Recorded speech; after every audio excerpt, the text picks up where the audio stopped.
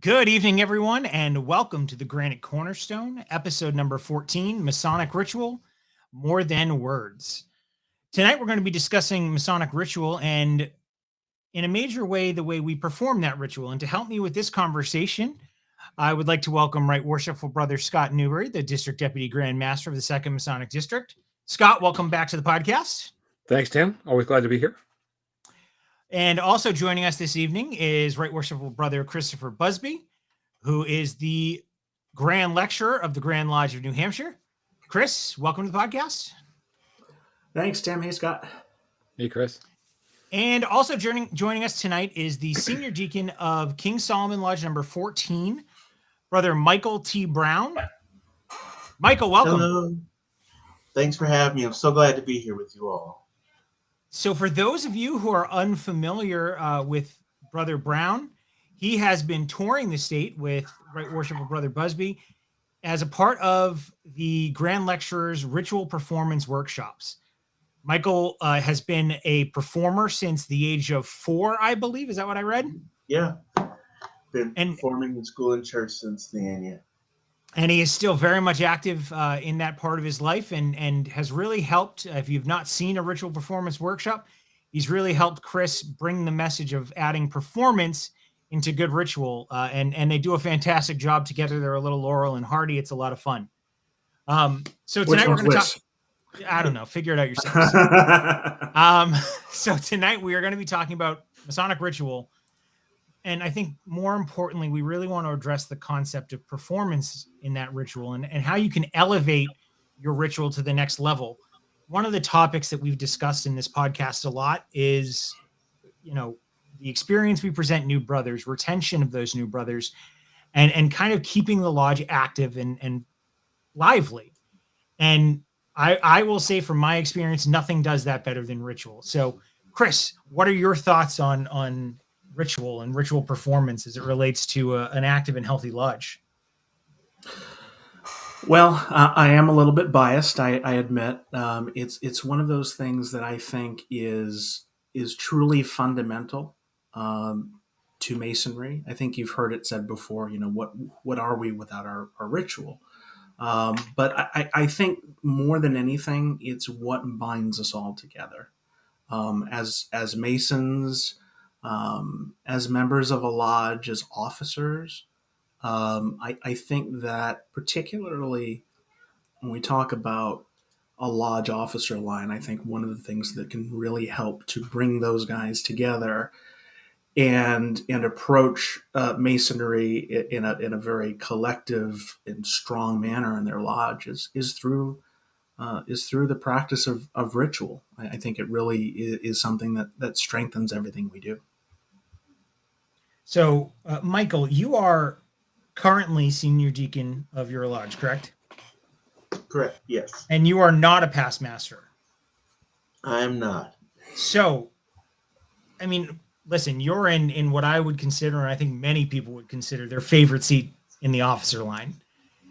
And what has your experience been as you're going through that seat and going through the ritual you've had to perform compared to the way you've seen it done before? How do you bring your performance into that ritual?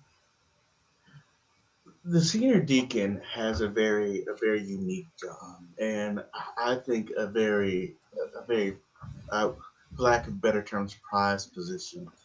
In that, and I've talked a little bit about this with Right Worshipful Busby, and changing that mindset of I have to I get to. The senior deacon gets to bring this new brother light and gets to bring them around the lodge. It's a leader role that's very important. In that the senior deacon is transmitting information and also, at points talking for the brother, which I think it's a it's a very important position to be in, and very impactful when done the right way. And that comes from understanding what the ritual that you're going through, and the ritual that you're giving to the new candidate. Well, and one thing I want to add to that, and you're absolutely right, Michael. And the senior deacon has the ability, I think, to set the tone really for all of the ritual.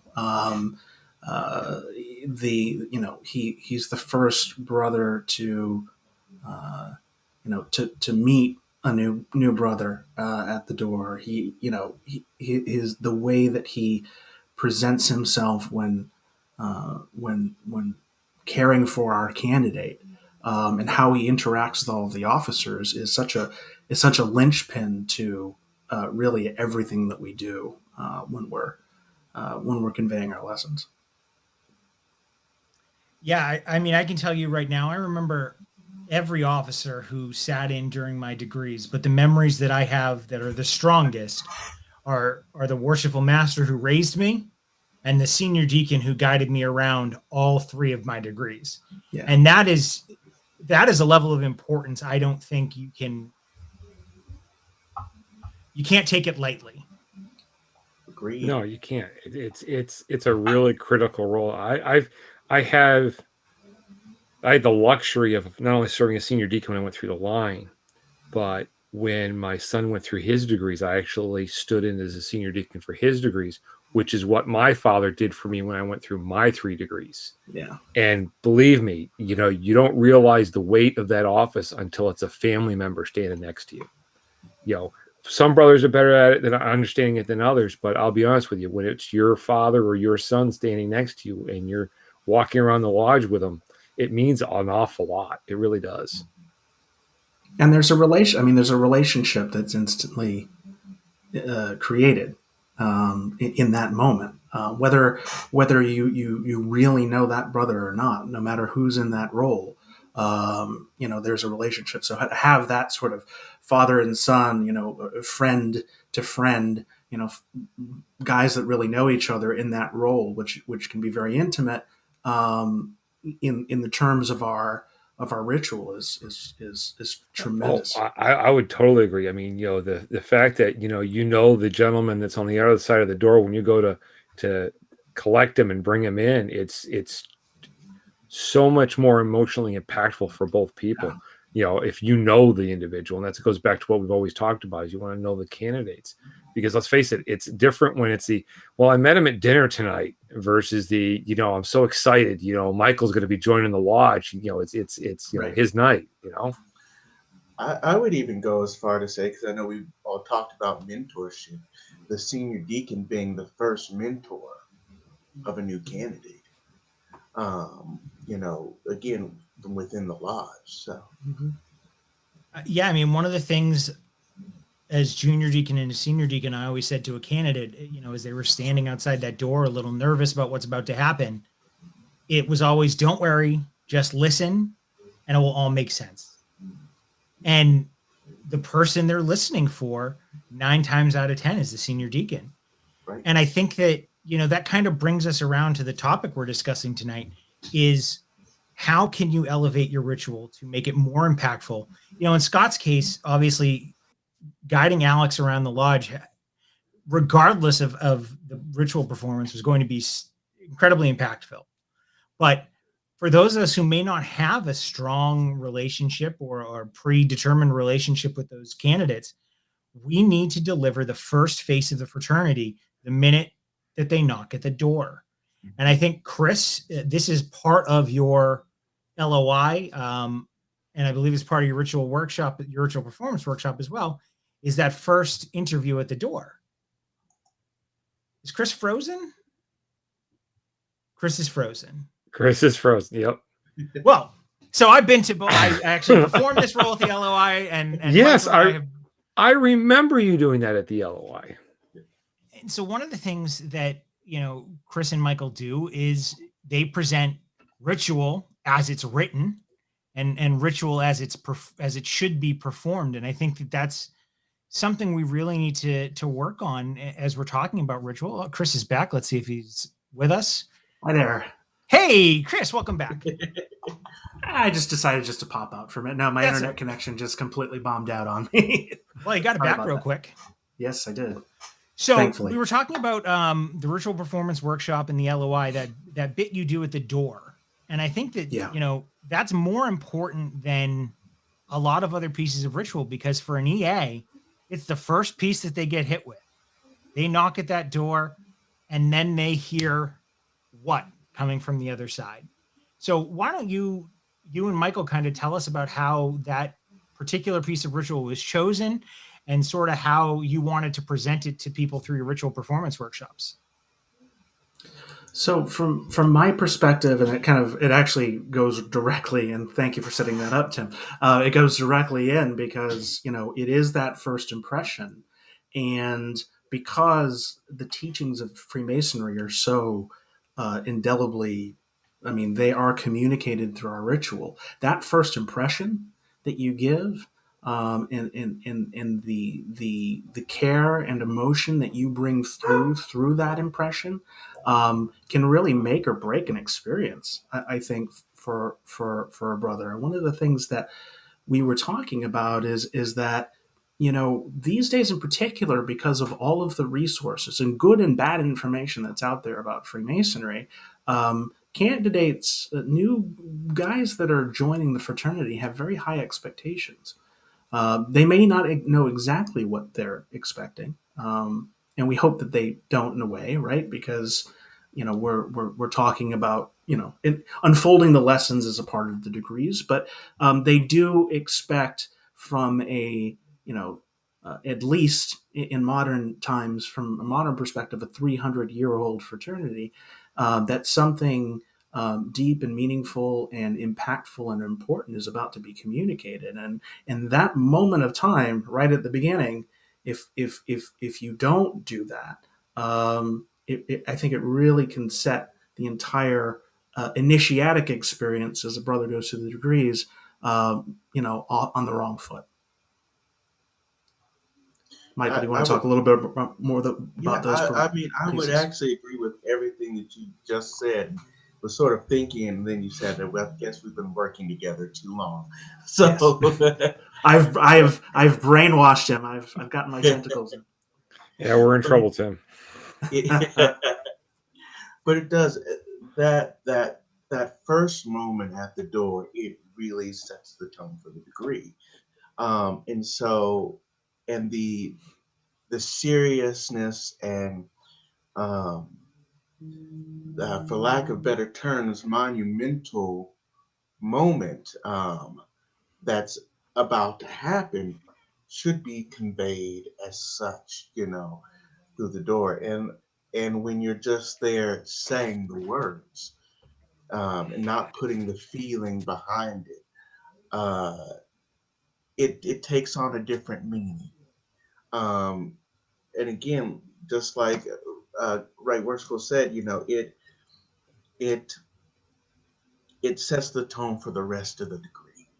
Yeah. And so if you don't set the bar high right at the get-go, it depending on who else is in the chairs during that degree, you may be able to raise the bar just a little bit, but you want to start out high.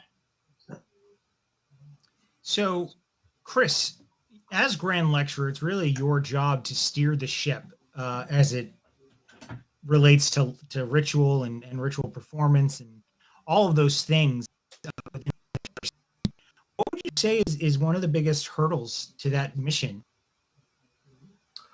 I think that to some degree, and this is sort of a natural progression. And let me be clear in saying this: it's uh, priorities change in any organization, in any fraternity over time. And I think, I think that there was a time that we were really focused, I think, on getting the words right, and that was our primary focus. But and that's wonderful. And I am not taking away from that. I think, as a part of our journey in learning ritual, we all are trying to get better. That's part of the point of what Freemasonry is. But I think along the way, that became the majority of what we focused on. And so really my goal here, and I've just, for those that don't know, I've been Grand Lecturer for about 18 months now. My goal is really to not de-emphasize the accuracy of ritual, but really emphasize the idea of how we say what we say, why we say what we say, associated specifically to our ritual, and then be able to tie in sort of the educational parts, because really education, Masonic education, is just expounding upon our lessons, and so they're really sort of components of the very basis of what Freemasonry is. So really trying to look at a longer term, broader view of providing tools to lodges, to allow them to think about our ritual a little bit differently, and be rather be we don't want to be here to slap people on the hand with a ruler. We want to be able to support lodges, support brothers, because learning ritual and understanding ritual is hard. It's a journey that we all go on. To say that I understand and know everything in my position, I've been a Mason for 13 years, and just because I'm wearing a purple apron doesn't make me an automatic expert who knows everything. We're all here on the same journey together, and so providing those resources and nurturing some of the guys that really want to learn, and really getting the brethren that have been either intimidated by ritual, or whether it be the content or the volume of it, to really think differently about the approach, so that there can be more of that I get to do this, because I think sometimes we get ourselves into the state where it seems like a burden, and it can be, because it's hard.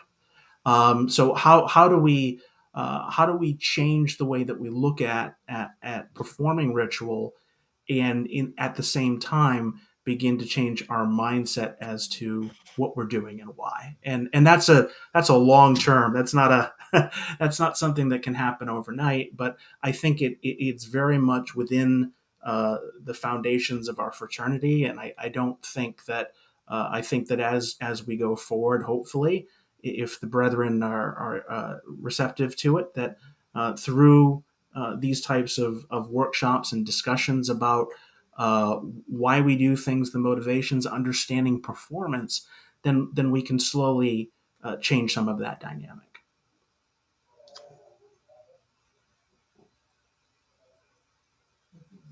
Tim, we can't hear you.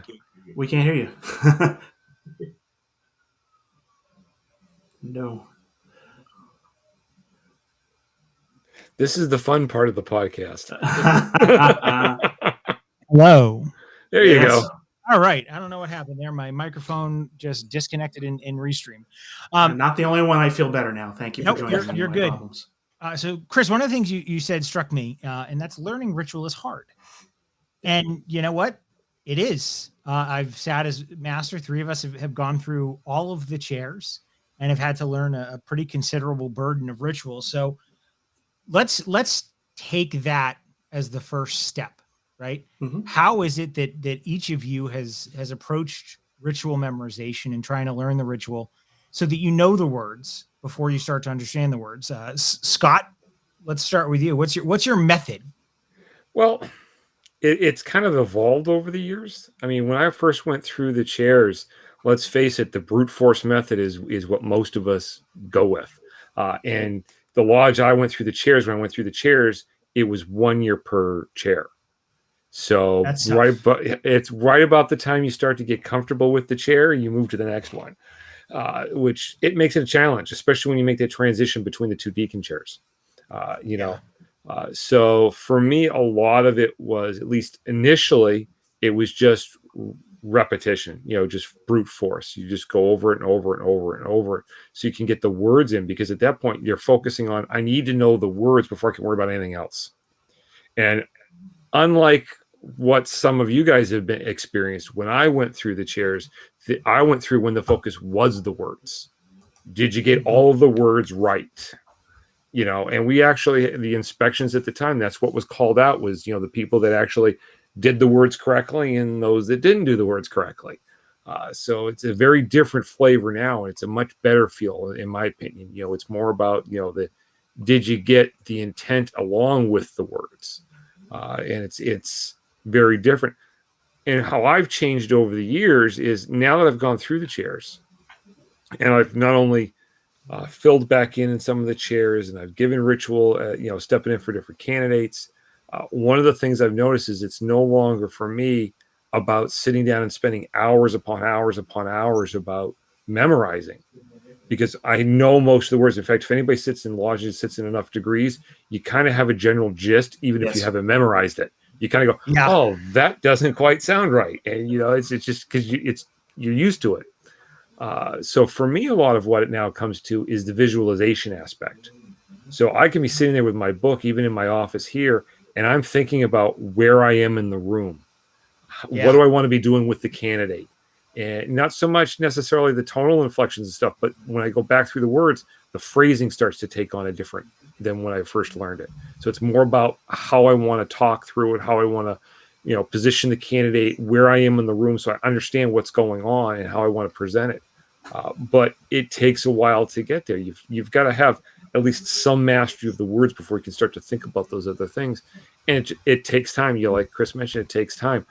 I've had a lot longer time than most of the people on this podcast, as I went through the chairs and been involved with the fraternity for, even before I became a Mason. So it takes time to get to that stage. But yeah, for right now, it's more about how do I want to say this? Where do I want to be with the candidate? Especially when doing the histories and stuff. Where do I want to be in the room? How do I want to present it? But that's for me. It started off with brute force, just repetition. And usually it wasn't quite what Right Worshipful Mike Salisbury used to teach. He's a firm believer of the inch by inch is a cinch. And, most memorization people will tell you that everybody has a magic number. They can remember so many words at once, and they work their way through the ritual that way. For me, I always worked in phrases. What's the phrase I want? And I would just beat that into my head until it stuck there, which was it's kind of interesting, because instead of looking at it, what's the next 3 words, it's what's the next phrase I want to use. So it's a little different, but it's the same basic mentality is that you just keep going over and over and over until it gets into your head. So, Chris, I got to see you perform most of a Master Mason history last week. Wow. Like I said, sometimes you sit there and something just doesn't sound right. Brethren, yeah, I missed a small paragraph in the Master Mason history. A paragraph, nonetheless. To my earlier point, purple does not make me omniscient.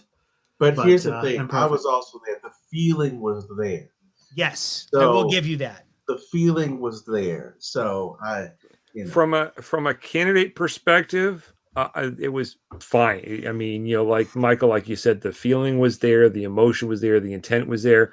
But I didn't know this was going to be a critique on my ritual now. Listen, well, I'll be honest with you.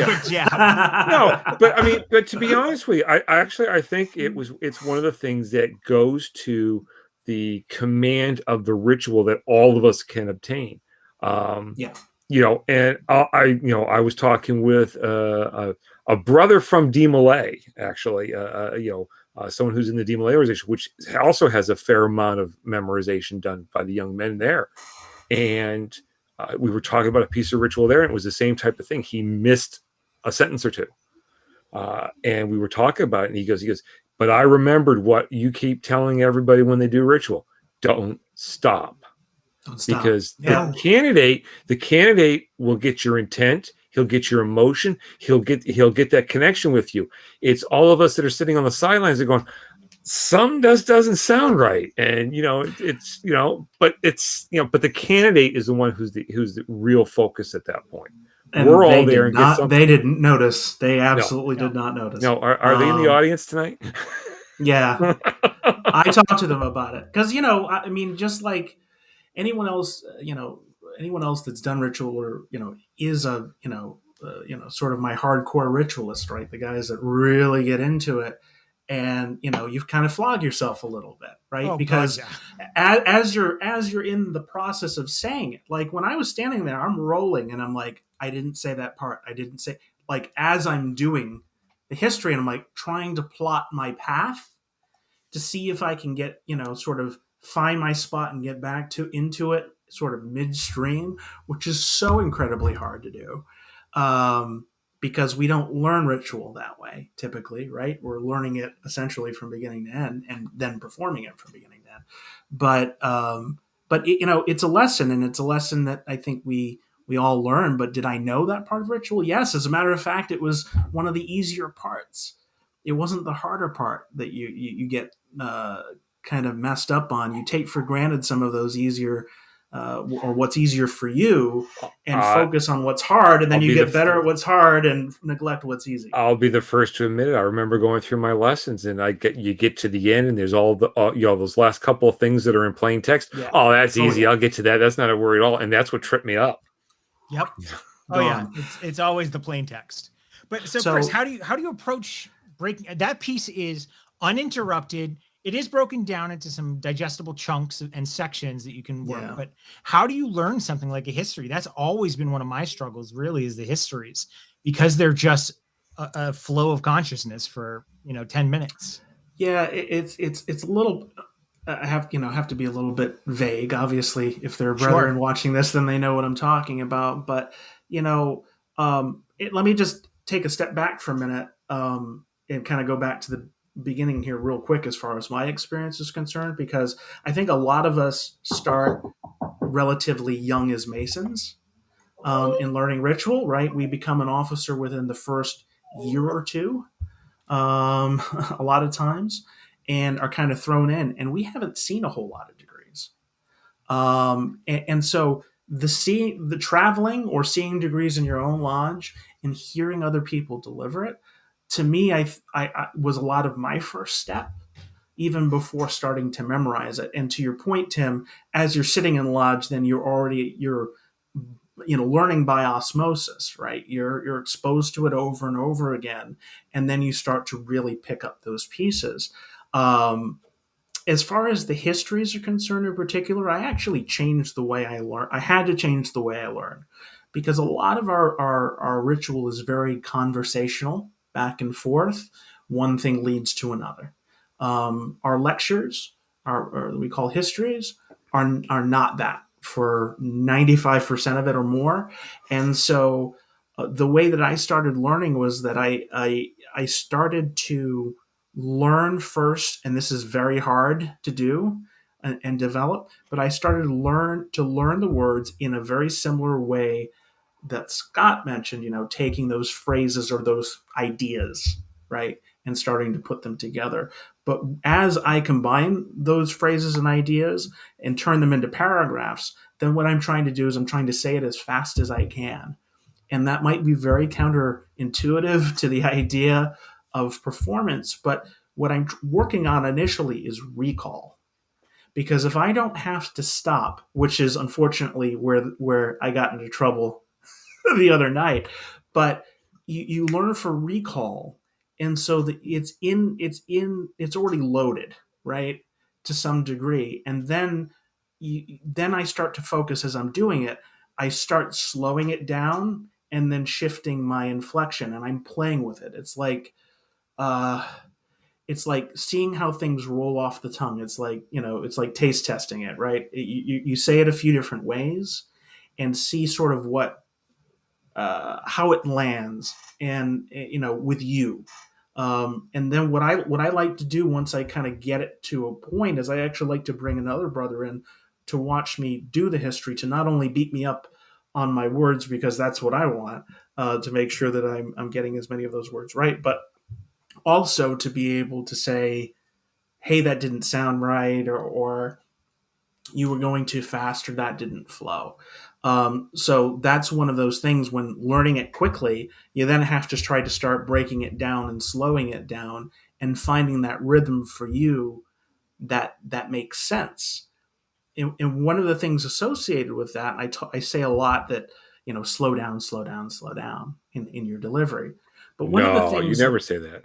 yeah, one of the things, I've said it to him, one of the things that I think about more and more, and there's a lot of truth to this. A few brothers have mentioned this to me, and I've integrated it, is that everyone has a different cadence naturally of their voice, how the volume that they speak, the inflection, the speed in which they talk naturally.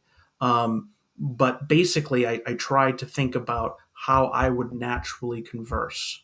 The speed, the pace, and the inflection that I would use when I naturally converse, and try to adopt that as to be more conversational or to seem conversational, because frankly, the histories are not conversational. There's a lot of information. It's drinking from the fire hose. I say this all the time as far as the person that's on the other end of it. So if I can find ways to be able to move and speak in that way that keeps those brothers engaged, that's what I'm working through. And I like it to be a process that goes beyond just me, if that makes sense. I like to involve the other Yeah. brothers in the process of learning that, so that I can get their feedback before I even put it out there on the floor of the lodge. So, Michael, I'm going to ask you the same question, but I want you to approach it from two different directions here, right? Okay. So, when you're learning ritual and when you're learning a part in a play or whatever it is that you're trying to memorize, how do you approach it? When do you start adding, to Chris's point, when do you start adding that performance aspect, and when do you break off from just memorization, or do you incorporate that right at the beginning? Interestingly enough, I have started learning a ritual like I learn a script. Um, uh, and how I typically do that is, I start at the beginning, and then when I mess up, I start over.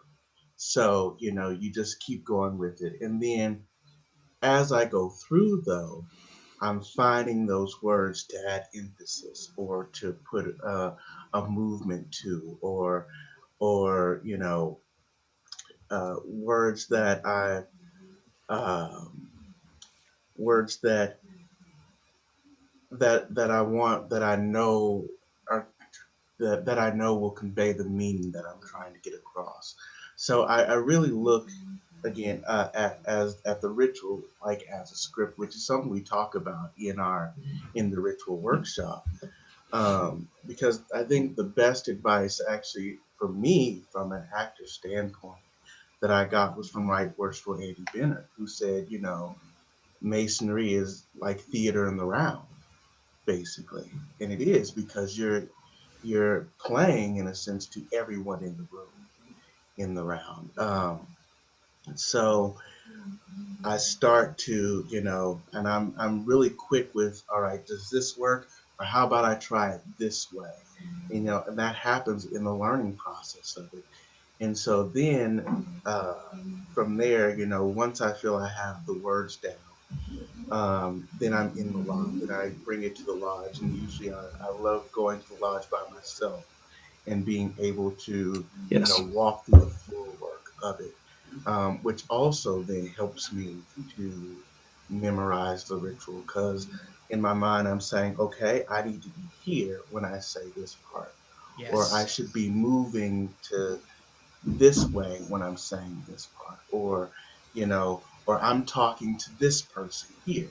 So I need to make sure uh, that I'm standing in a way where I'm still able to have that conversation.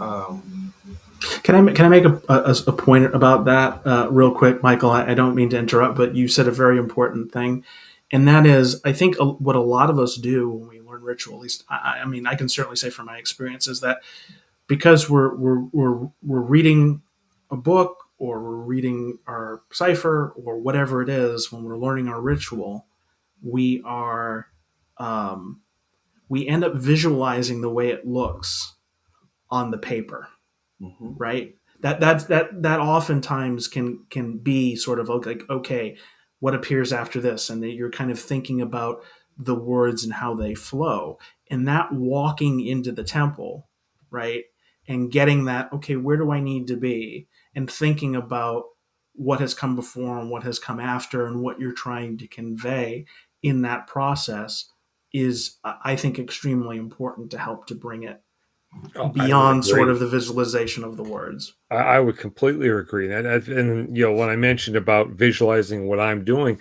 I happen to luck out. I have a fairly large family room, so I can get up with the ritual and I Right. can pace and think about where I want to be in the lodge room, even though I'm not physically in the lodge room like Michael does. I don't go down to the lodge room to practice. I have a room large enough where I can pace, and in my head I can say, all right, I'm crossing to this point. I can see it.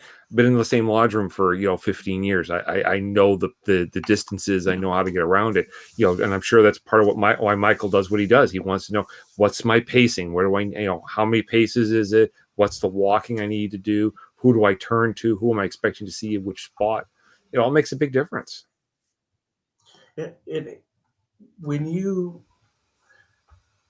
being in lodge is a lot like being on a stage, in the sense of when you're on the stage as an actor, if it's a stage that you've been on many times, then you know, a lot like you said, you know where how many steps it's going to take to get from point A to point B.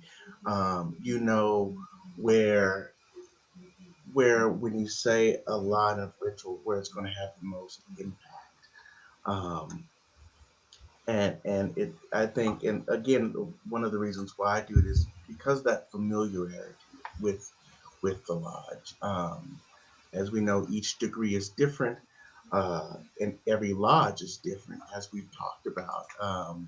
Usually with the ritual workshop, we've been in, bigger lodges such as Nashua, or smaller lodges as Jaffrey. And when I'm doing work in the workshop and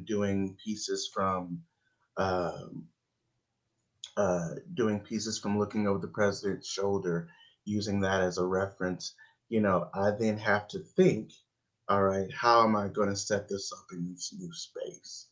Now, I think luckily every lodge is laid out the same from east to west, as we know, which helps. But again, that doesn't uh, that that that doesn't take from the different sizes of each lodge. So Well, so you've all brought up something in different ways that I think is very important.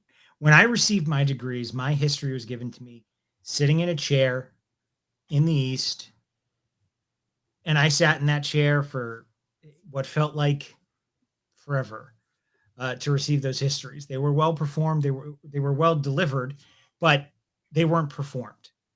And I know in my life today when I perform ritual, and uh, worshipful brother Martineau is watching this right now, and I hesitate to give him this sort of compliment. One of the things I hear in my head and see when I'm practicing ritual, especially, is I hear Guy Martineau's voice and the way he performed it because he was the senior deacon and going through all those positions when I was first in the lodge, and he was really one of the first ones that I saw start to incorporate movement into a lot of those extra pieces that didn't have it already in the manual. So how important is movement? I know, Chris, you've got some points on your ritual workshop where you talk about specifically subtle movements and movements within the lodge and how they shouldn't detract or distract from the ritual.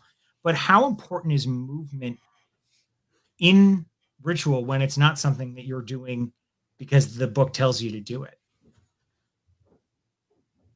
Nope, can't hear you, Chris. I coughed and muted.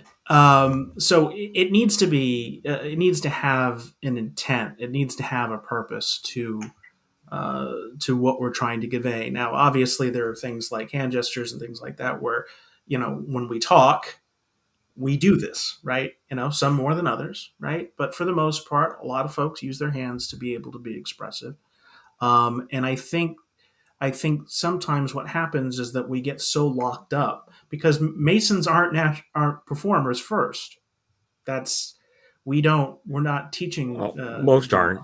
Most aren't, Most aren't. yes. Some are. Michael is certainly. We have other brothers that certainly are, but for all, the vast majority aren't. So it's that old joke, and I bring it up. I think it's brought up in Seinfeld and a few other places. What do I do with my hands? Well, I think it was Sir Patrick Stewart that says you do nothing with your hand. You don't pay attention at all to them, and that's part of the problem. But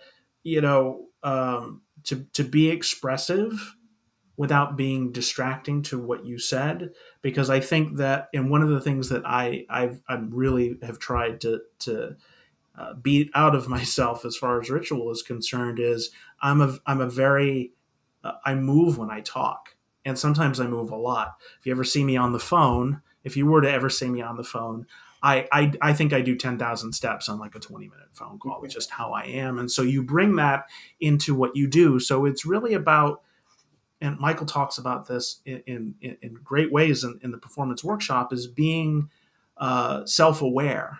A lot of it boils down to self-awareness to be able to channel your movement, the movement of your person in a way that makes sense and is expressive, if that makes sense. And then the second part of it is where you physically are, Yes.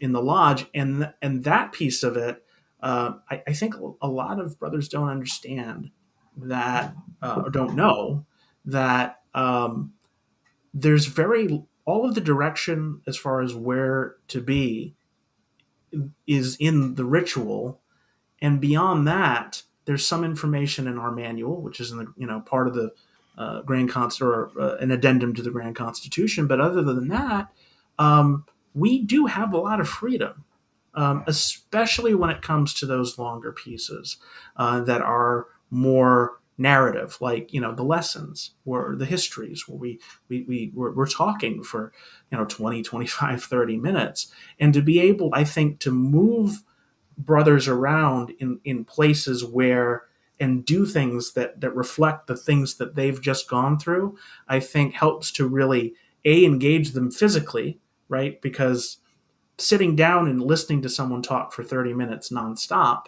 in any environment is extraordinarily difficult. And our language is not exactly modern language. It's in many cases 100, 200, 300 years old, depending on the part we're talking about. So we really have to be able to find the ways to be able to also get the meaning across and implant those very specific parts within the course of delivering that ritual that really relates to specific aspects of what we're doing.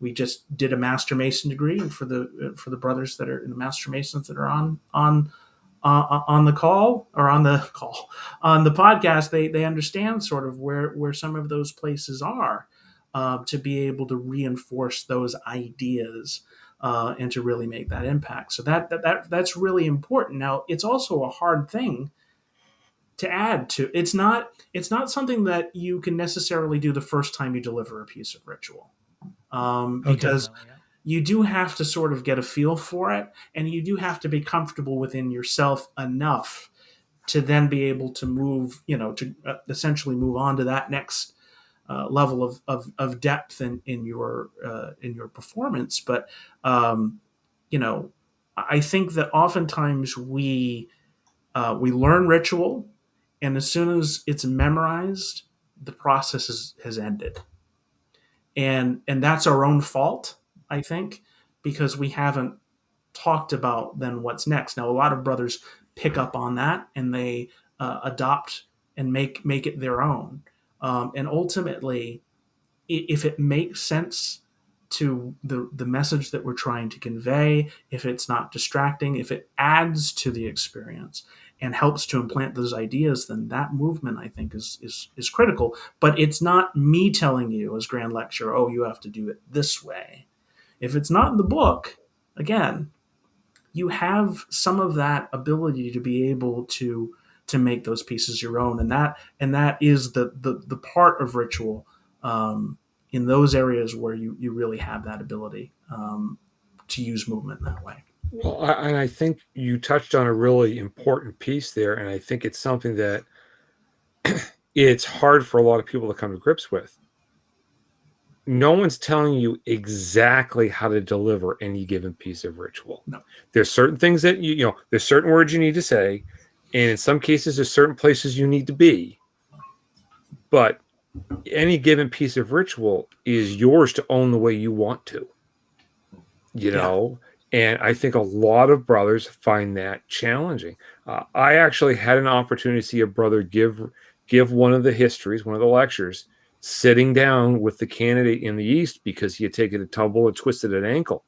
Oh, But sure. that was a brother who could pull it off because he had such a command of the piece of ritual.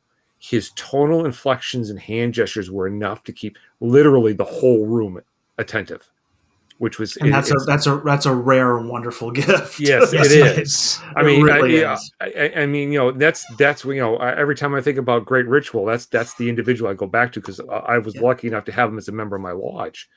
But just the ability to say, I'm comfortable taking this to where I want to take it, as long as they work within the guidelines that that have been set forward for us, and we don't do anything that's blatantly against what's in the ritual. Yeah. Oh, yes. We have to keep. Let me reinforce. That's right. That's let me be clear. But right. I mean, we know we have to keep certain guidelines in place, but the rest of it, you can make it your own. And no two ritualists should expect to deliver it the same way. no, and let me add to that, and just to the New Hampshire brethren that are listening to the podcast right now, if you have a question, ask. We've got your district deputy grant lecturers. We have my deputy, Dennis Tuttle Sr., and myself. And I certainly hope that we're all approachable and be happy to answer any of those questions. It may sound easy or silly. I've heard, well, this is a dumb question. Well, no, it's not, because you're asking it and you're thinking about it and it's important to you. So it's a good question. So encouraging that, like saying, hey, I'm thinking about this. But to your point, Scott, the way to really be able, if you don't know within yourself, because you don't necessarily have that performance experience, is by seeing how that ritual is performed by other brothers and how those things strike you, and really adopting. Right, the greatest form of flattery is, is Copying, is copying, imitation. right? Imitation. So but there are wonderful, wonderful ritualists in this state, that I've said, wow, that's really cool. I want to find a way to adopt that for myself and make that my own too. Right? It doesn't have to be exactly the way that. So are you suggesting people travel? Yes, I am. But I'd like to hear Michael's take on it. He's looked like he's been chomping at the bit to say something. Well, and I say this a lot during the workshop, and for me, it stands true. And I know we talked about it the other night, Worshipful Busby. I look at the ritual as a script. Me being me, I have to say, I kind of look at it as a Neil Simon script, because this is the first time I've heard that. Well, in a way, because Neil Simon, when he was alive, had such a tight hold on all of his pieces, in that you have to say every word that was in the script. No cuts, no substitutions. Blocking was there for a reason, and that's how it was. Now, again, outside of what was written, blocking wise, you did have some leeway. So, looking at the ritual as a script, again, it tells you what to say, what to do. There are characters. Going back to the self-awareness piece of it, each officer of the lodge is a character in this script. They have lines, they have duties that they have to do. They have different blocking or movement movements that they have to make. Again, outside of that, there's some things that are, for lack of better terms, up to interpretation when it comes to movement. Um, and I say that in that, much like you said, right, Worshipful Busby, you you have to figure out, as I do when I'm doing any show.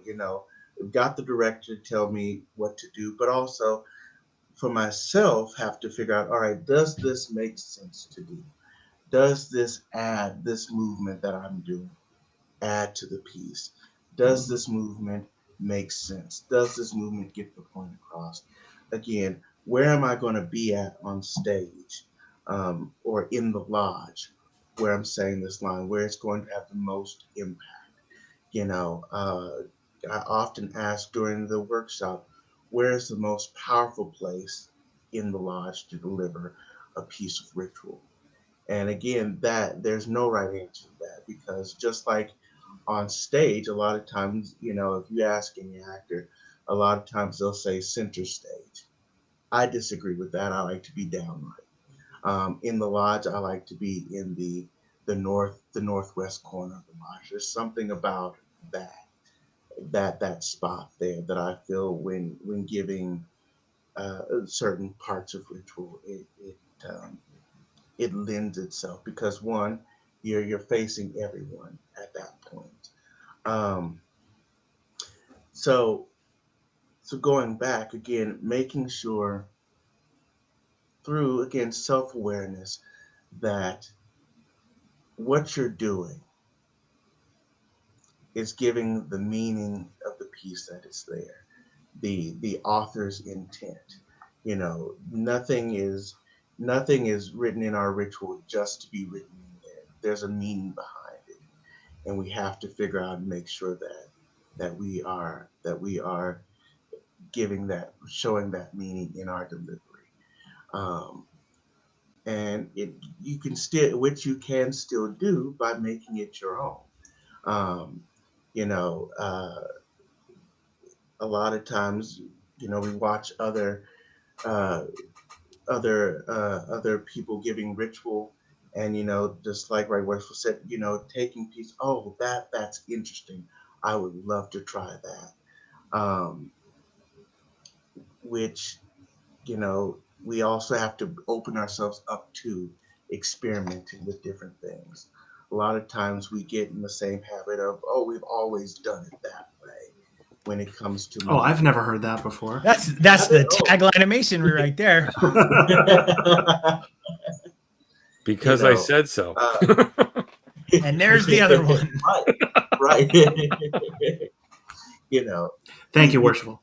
we get into that habit, and and sometimes we as Masons have to step outside our comfort zone, and find, not find new ways, but we have to. It's breathing life and keeping the life into something that we're doing over and over again.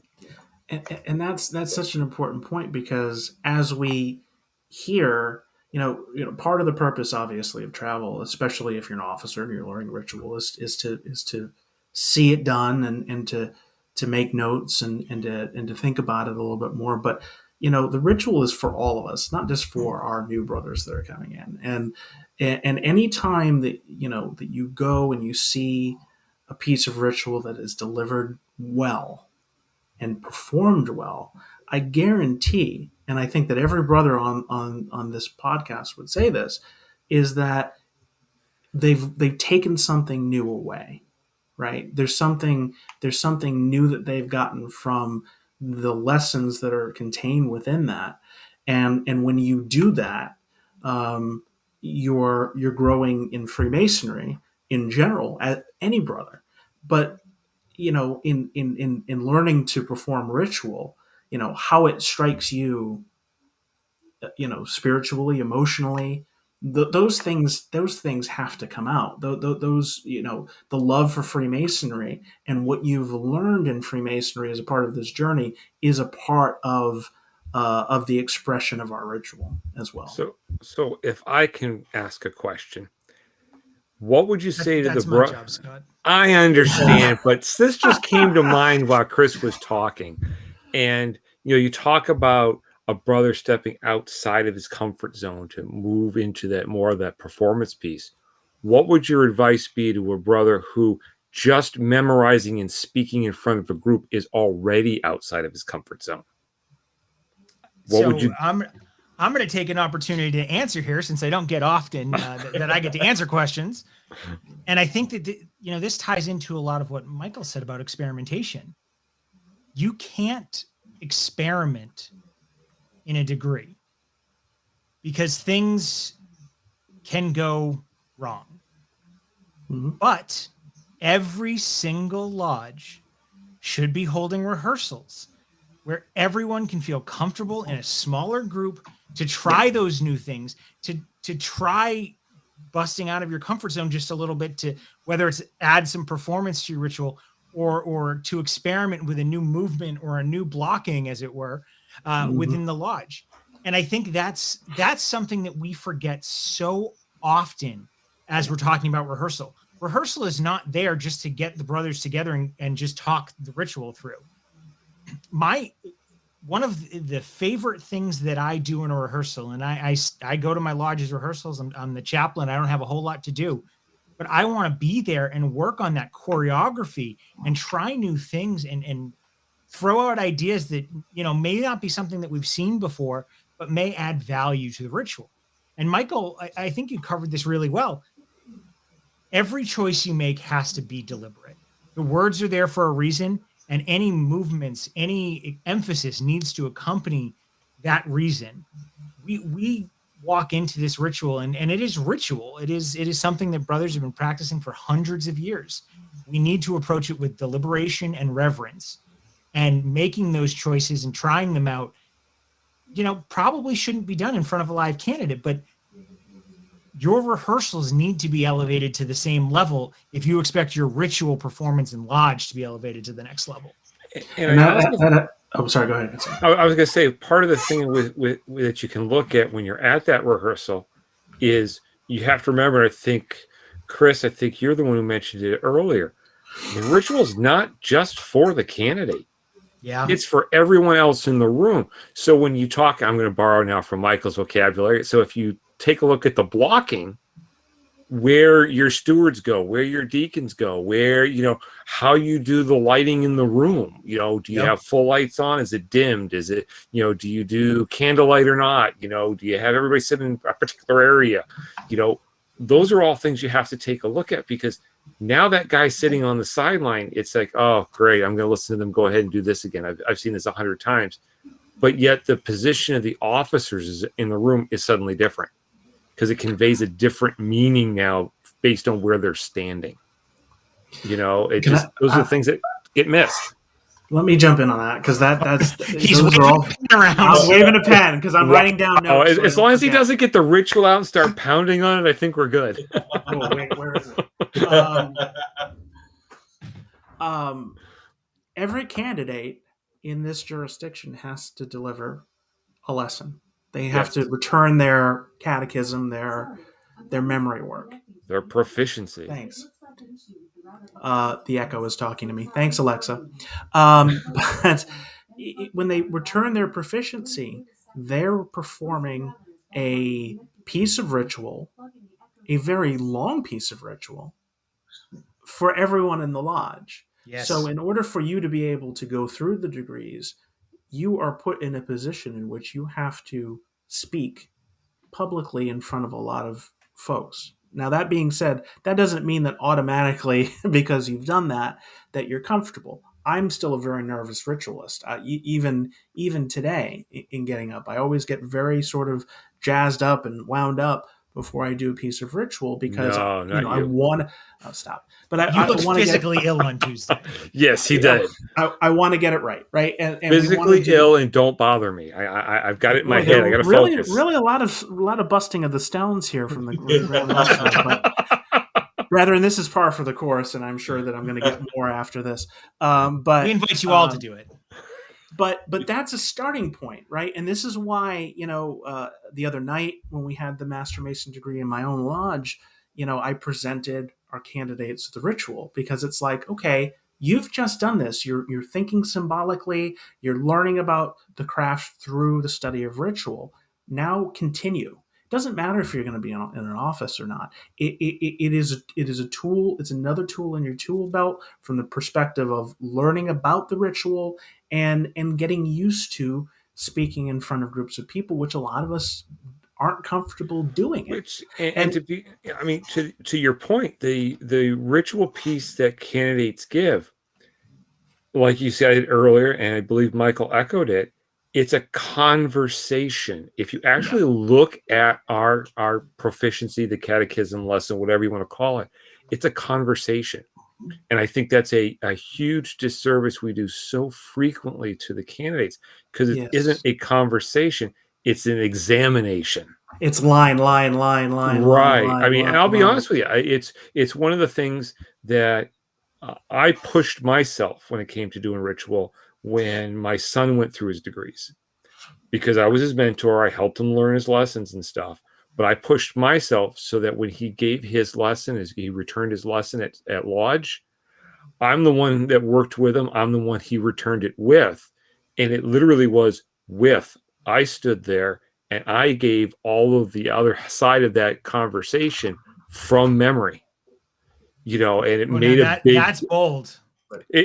I'll be honest with you, there were a couple parts that I slipped up on, and my son, to his credit, prompted me.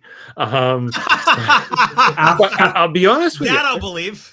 I did the same thing when I went through. Wag my finger. Yes, I know. We had other people out there that but it was comfortable for both of us to stand there and do it. It was a conversation, and it flowed like a conversation. And there were several members of the lodge who afterwards, came up afterwards, and they were just astounded. It was fantastic.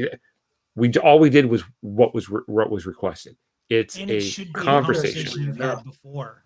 Yes. Interestingly enough, right, Worshipful, that's how, when I went through my lessons, that's how we did it. Myself and Right Worshipful, Michael Kramer. Yes. But we didn't stand. We had two chairs and set them up. And it was just, and I remember him saying, it's just you and I. Yes. And we had that conversation about it, because, like you said, that's what it was. And now, interestingly enough, though, when I was working with one of my other brothers in the lodge, when he was learning his lessons, when we did the EA lesson, we actually took it as a play and then walked through as we did, That's great. Yeah. So, so it was still that back and forth conversation, but then being in the lodge, at the certain points where those things are happening, it's almost like, the EA history, or any of the history, so making that point of not sitting still and in a sense performing it again for the brothers on the outside. And I think it helps, because once you can get, and I think this is the same regardless of the piece of ritual, but especially when it's a new brother, and even though he knows the people in the room, he's still uncomfortable. He hasn't done a lot of speaking, likely. Right. He's not used to speaking in front of the group. Once you get past that first couple, the first 3, 4, 5 questions, and they're focusing on the brother they're talking to, if you're in that conversation, they forget about everything else in the room. Yep. Right. I know when I went through the chairs, especially the senior deacon's chair, that wonderful speech that you get to do in the second section, in the second degree, once you get on a roll and you're working with the candidate, you forget about everybody else in the room. You just get into that zone, and it's just you and the guy you're talking to. Yeah, and I think that we, to my earlier point about like having a brother that you're in lodge with, that you bring out to lodge in an empty lodge, and he's the person that you start with yourself, and then you expand that to one person, and then maybe you expand that to 2, and then you're in a rehearsal where you have the officers, and the officers are working on things together, and then it brings you to that point to where once it's 10 or 15 or 20 or 100. you kind of get to the point, other than the sheer number, depending on the environment that you're speaking in, but you're still in lodge, you're still surrounded by brothers, and I think that that's what we forget about, right? We forget that our brothers are here to help and support us, and that they're all as engaged in this process of initiation just in being there Yep. as you are. And so I think that we don't have to throw you right into the deep end. I think that there is a way that you can do it to where you can become more and more comfortable, and starting with delivering the proficiencies, and then utilizing that mindset to be able to then carry you forward, Well, yeah, I think as you move it's one of the forward. things that when you start to look at I know everybody falls into falls into this camp except for maybe Michael, because he's a professional, but when you start to see the sidelines fill up in a lodge room, you go from the half a dozen guys at rehearsal. Now maybe there's 12 on the side, 12 counting the sidelines, and then it's a master mason degree, and it's a candidate that everybody's jazzed to actually see the finish, and all of a sudden there's 30 guys on the sidelines. Yeah. The anxiety of the larger audience kicks in, but you have to Well, remember, if it's your lodge room, and I'm Michael, I'm waiting to hear your take on this, but if you think about it, in your lodge room, it's still the same 10 paces to the altar. It's still the same 20 paces to the master's chair. None of that changes. The people you're talking to don't change. Yeah, and once you get into the groove, they kind of fall away on the sidelines. It's more about what's in the moment versus what everybody else is looking at. And I think it's important to understand too that everyone on the sidelines has been through these degrees, has performed this ritual in a lot of yep. cases, have made the same mistakes that you may or may not make, Yep. and have gotten over it. No, you will make that. You will Yes. make. I'm sorry, But your rod was too far off the floor. yeah, that one No. that one sets me off. I hate when the rods are too high. But the people who are in the room are not strangers to what's going on here. If they haven't been an officer, if they haven't performed the ritual intimately, chances are if you do make a mistake, they're not going to notice. And B, if they have performed the ritual, they've made the same mistake and they understand where you are. You bet. Yep. The Grand Lecturer Absolutely. himself, and again, this is not to dig at Chris, but the Grand Lecturer himself forgot a section of the Master Mason history. And yes, it was noticed, but at the end of the day, we've all been there. Yep. And if the Grand Lecturer is able to make those mistakes and rally and continue performing excellent ritual in what is, in my opinion, one of the most difficult pieces of ritual, then every single person can do it. And that's See, so important. I think it's the size of the crowd can get there, but I think also too, for some brothers, especially newer ones, I know that I've felt this way. Um, when you've got right worshipfuls, or you know other senior members of Grand Lodge that are also in attendance too. When you're doing a degree, and you want to make sure that you're when you don't know them, a lot of times now, just from the ritual workshop and in traveling and visiting lodges, I feel like I get to know a lot of the right worshipful. So, it's not as intimidating. I say, emphasis on it's still intimidating, but Yep. not as intimidating, you know. Um, so when you're doing those degree works, I think that too, for a new and up and coming person, a member brother that's going through the chairs, so like you said, you get that comfort, um, right, works for Newberry, of being with those same brothers working on the degree, and then comes degree night, and you've got more people, and then some of those people are, right, works for the Grand Lodge members, so so the nerves are still there, but for me, interestingly, I will say that the nerves are there, but we have to. I try when the nerves are there, even when I'm acting on a stage. I use those nerves as my motivation, because I feel like when I'm not nervous about something, that's when you start to get lackadaisical, and that's when mistakes are made when you don't care anymore. So I think nerves are good, you know, because they keep you on your toes when you're when you're doing the ritual. So Yeah, and all his purple aprons put our aprons on the same way. So it's easy to No, say that. no. I I, understand, but I've seen you, Chris. You hook yours up and then jump into it. I've seen it. So this is this is unprecedented, brethren. That I am getting beat up. I don't Yeah, care. We're unprecedented having is fun. definitely the word for it. so, no, the only We're difference having is, fun. Chris. The only difference is that there's usually not a camera on you. So True. That's exactly Video right. evidence. Yeah. So, brethren, I want to really wrap this up, and I think that we've all made some really good points, and I think that there's so many good things that you can do to elevate your ritual. That you can elevate ritual in your lodge and really help candidates get the best experience. And Chris mentioned this earlier. Nobody's expecting these changes to be made tomorrow, but they are things that you should work on piece by piece to really get your lodge into the place where every candidate who goes through has an excellent degree. And I think that's the minimum that we need to deliver to our candidates. And it's going to be striving for more and more and more until we can give them the best experience. I do want to say one other thing associated with that is that there are lodges that struggle as far as that's concerned. Simply for the fact, not that they don't have good, hardworking, wonderful brethren within them, brethren that know the ritual, but sometimes we need help, right? And so Yes.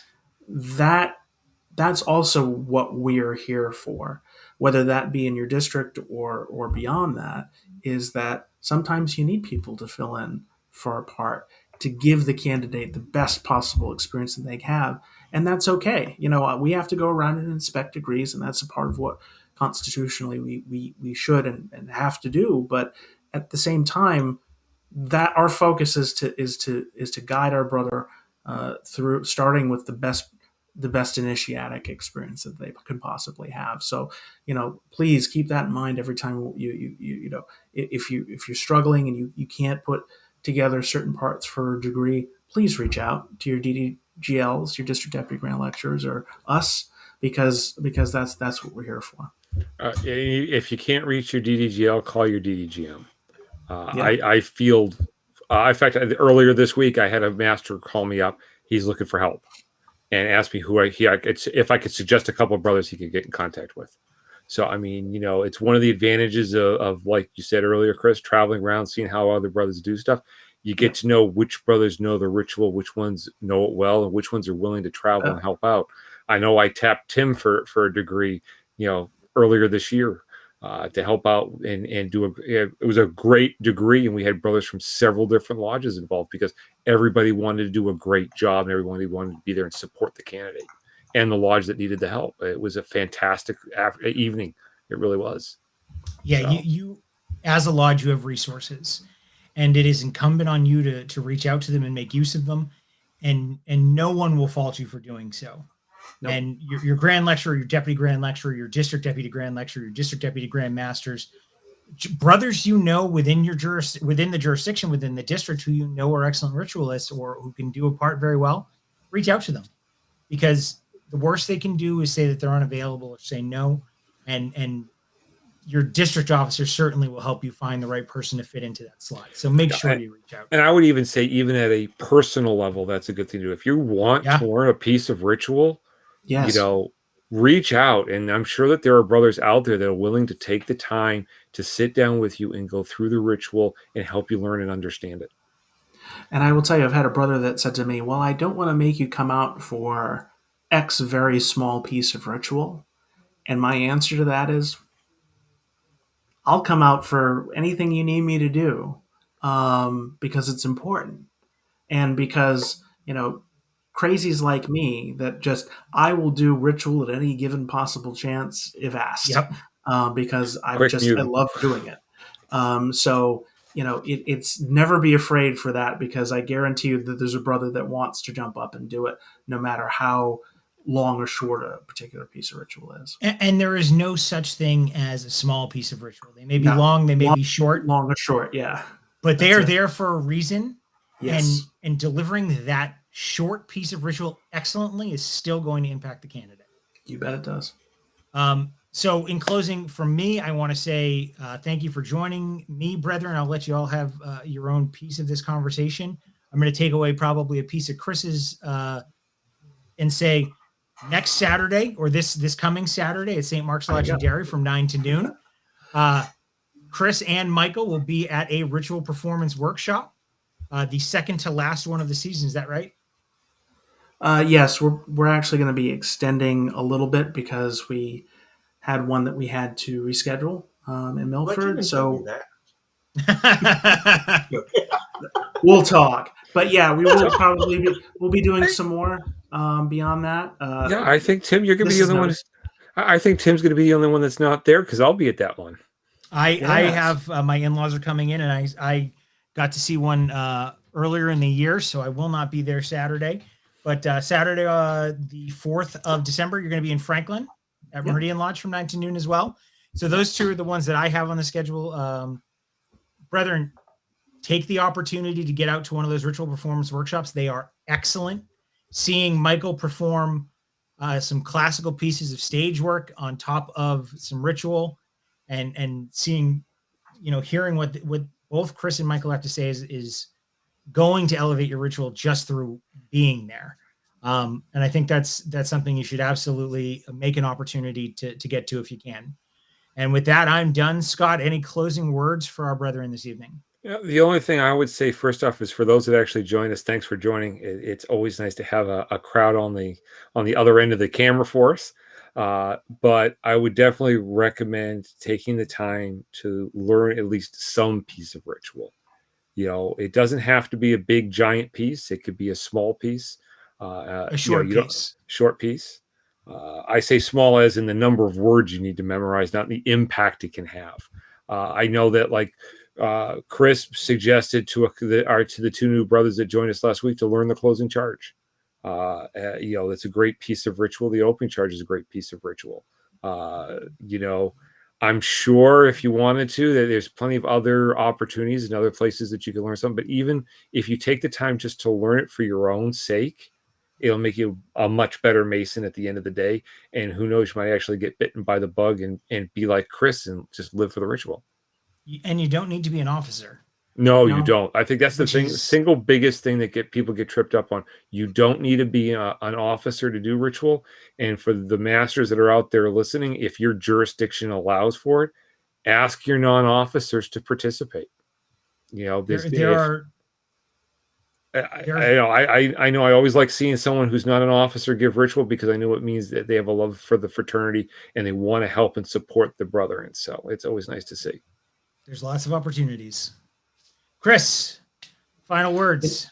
For me, the ritual is the way that I think I can personally best express my love for this fraternity, and to shepherd our brothers into the lifelong journey that Freemasonry is.